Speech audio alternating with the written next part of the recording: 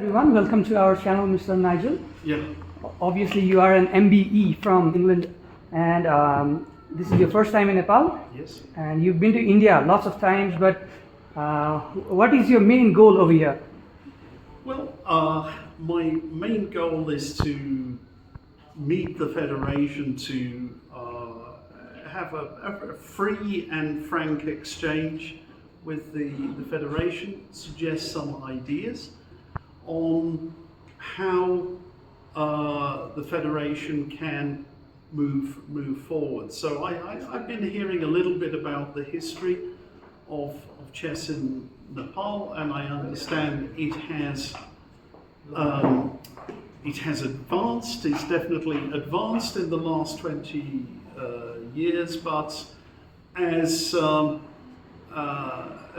Bharat Singh Chand was saying, he said that it's time to graduate now. Yeah. And I think those were probably the most important words that I heard this evening. Time to move forward. So, look,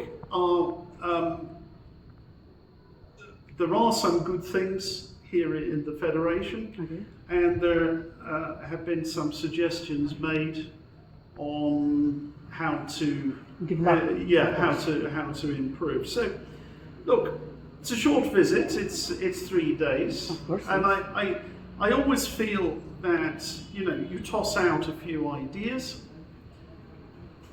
and if one or two of those ideas are absorbed and incorporated, it can often make a big difference, and I kind of consider my job really as a sort of catalyst. It's not one size fits all, because federations are very different. They often even have different structures, they have different personnel, they have different problems. And so it's a learning process, for me. And I try and identify where things can be done better. So, I've really enjoyed the trip here. Unfortunately, I'm leaving tomorrow morning. Okay, sir, keeping the development aside, we've been following your exhibition match in India for a long time, and you also played some simultaneous games against some players of Nepal today. So, just for the players, do you have any suggestions about? Well, I think one of the key things is you have to create an environment in Nepal where people are prepared to work on their own, because chess is a difficult game. So it's not just about openings or anything like that. It's a very difficult game, and it's got to be sufficiently rewarding that people will think, I'm going to put in this time here and there. So it's rewarding in two senses. Rewarding in the sense of getting the pleasure, from success, but it also, I think, has to be financially rewarding. Ultimately, chess in Nepal will not develop unless you can create an environment whereby people can make a living from the game. Of course. And therefore, they will be, without being whipped or encouraged, they will do this of their own volition. They will be working to better their own play, without any external push. They will want to do that themselves. So that's the idea, to create that environment where people are interested to work hard. Sir, obviously, you've already been at the pinnacle of chess, from your obviously legendary king walk to your amazing performance in the 1991 tournament where you finished joint first ahead of Kasparov and Karpov. These words coming out of you live, this has been such a great experience for us. Well, thank you. Meeting you IRL and, taking these words, and obviously our federation Yeah.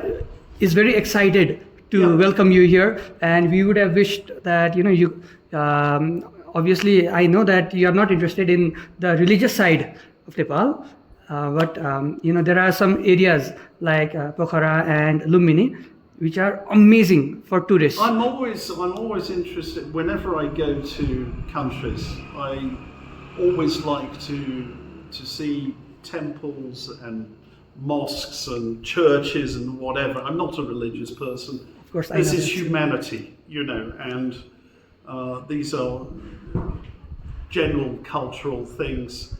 So those things they're always fascinating. Okay, sir. We hope that this will not be your last time in Nepal. No, I don't think it will be. I don't think it will be. So I always say that I'll visit anywhere once. Okay.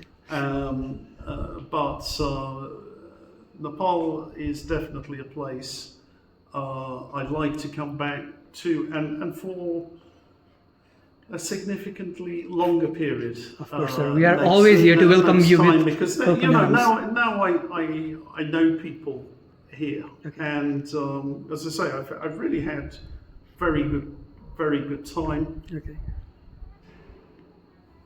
I've got my wingman over here. Just come on the picture. Okay, Here's we my are, wingman.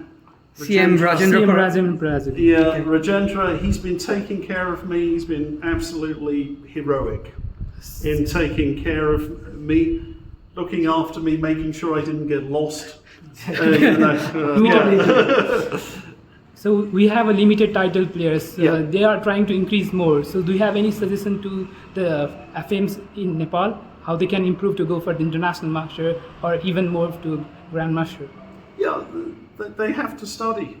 And they have to play a lot. It's that simple, huh? It is that simple. Study more than play. You see, one thing I will say: nobody is born a grandmaster. No one. One thing I have discovered in my life. I mean, it should be pretty obvious. Every single place you go, there are people who have the capability, they have the potential to become a grandmaster. There will be some people there. In a lot of countries, they don't get the opportunities.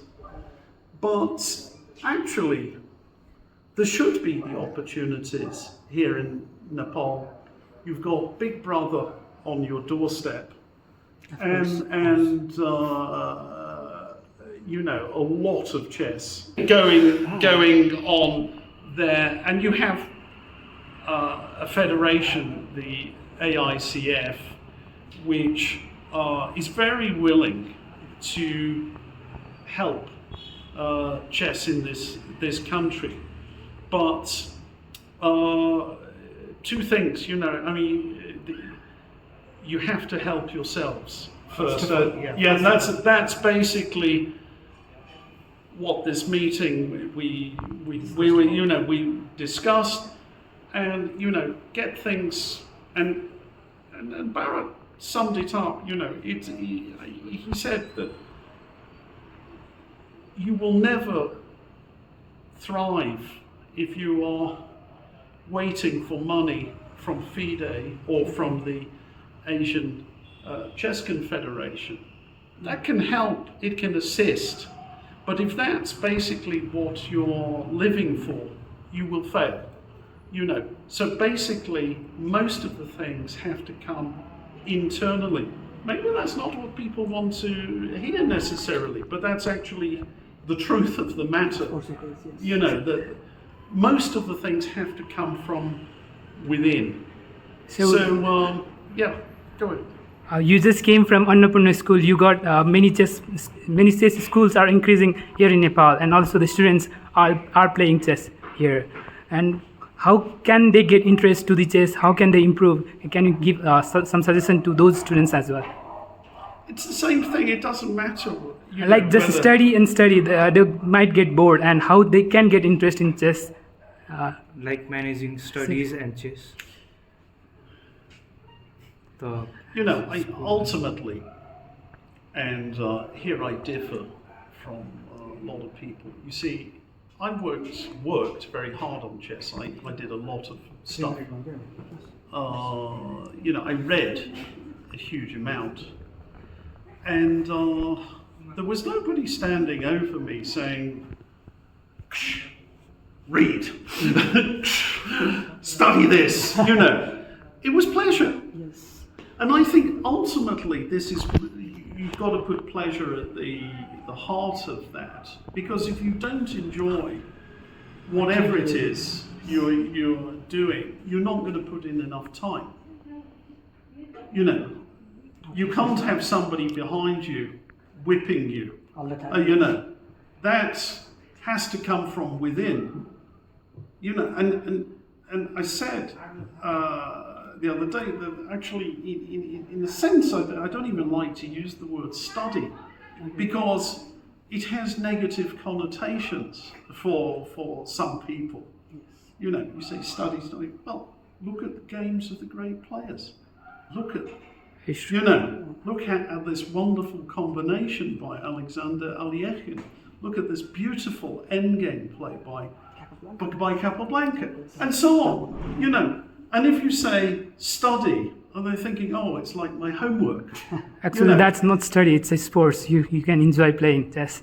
Yeah, Teaching in a different way. Yeah, so you know, that's basically, I think, ultimately that is what's needed. Yeah. We've got to go.